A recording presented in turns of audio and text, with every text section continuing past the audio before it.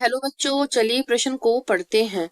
प्रश्न में दिया है, एक वैज्ञानिक ने कुछ जंतु कोशिकाओं से प्लाज्मा झिल्लियों को अलग कर उन्हें रसायनों के एक घोल में रखा, जिनसे झिल्लियों को जिसने झिल्लियों को स्थिर कर दिया।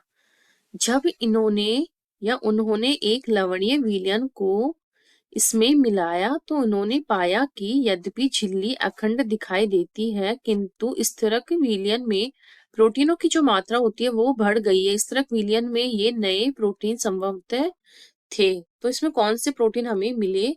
तो इस प्रश्न की मुख्य अवधारणा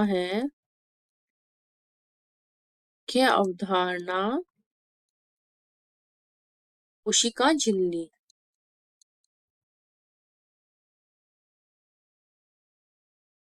कोशिका झिल्ली, तो कोशिका झिल्ली क्या होती है? ये कोशिका के लिए चयनात्मक पारगम्यता का कार्य करती है।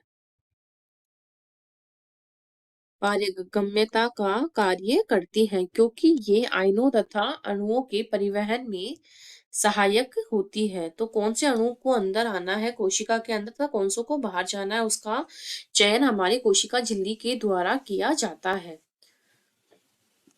कोशिका झिल्ली में एक सर्वमान्य मॉडल दिया गया था, तरल मोज़ेक मॉडल। मोज़ेक मॉडल जो कि 1972 में दिया गया था। इसे सिंगर व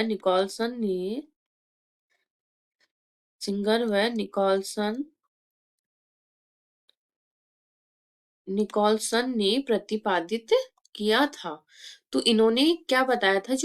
जो हमारी मेम्ब्रेन होती है, झिल्ली जो होती है, उसमें जो लिपिड होता है वह दो परतों के रूप में उपस्थित होता है, और जो लिपिड होते हैं वो दो प्रकार के होते हैं, प्रोटीन दो प्रकार के होते हैं। एक होता है परिधीय प्रोटीन और दूसरा होता है इसमें, ये है पहला, और दूसरा होता है इसमें मूलभूत या आंतरिक प्रोटीन या अंगभूत प्रोटीन्स। तो ये हो गया हमारे प्रोटीन के बारे में। तो इसमें जो प्रोटीनों को हम अगर अलग करते हैं तो इसमें हमने कौन सा विलयन लिया है? लवणीय विलयन लिया है। तो परिधीय प्रोटीनों को अलग करने के लिए लवणीय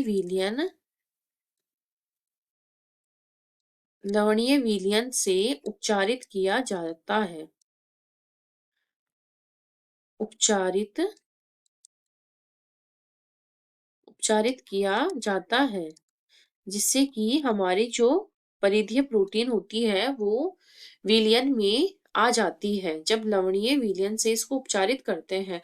और जो मूलभूत प्रोटीन होते हैं, इनको जब मेम्ब्रेन से अलग करना होता है तो इनको डिटर्जेंट तथा हाई लेवल पर बहुत मात्रा में डिटर्जेंट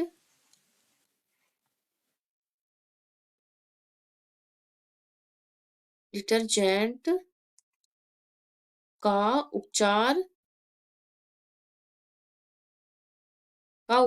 करते हैं। तो डिटर्जेंट के उपचार करने से हमें मूलभूत जो अंदर की ओर जो इस प्रकार से हमारी जो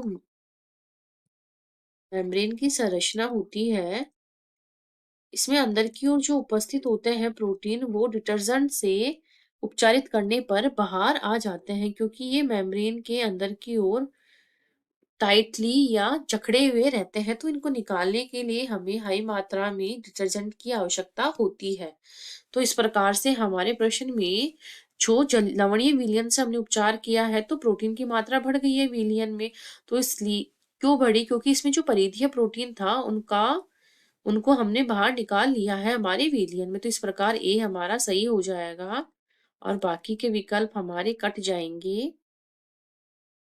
ये है परिधीय प्रोटीन्स। आशा करती हूँ आपको इस प्रश्न का हल समझ में आया होगा। धन्यवाद।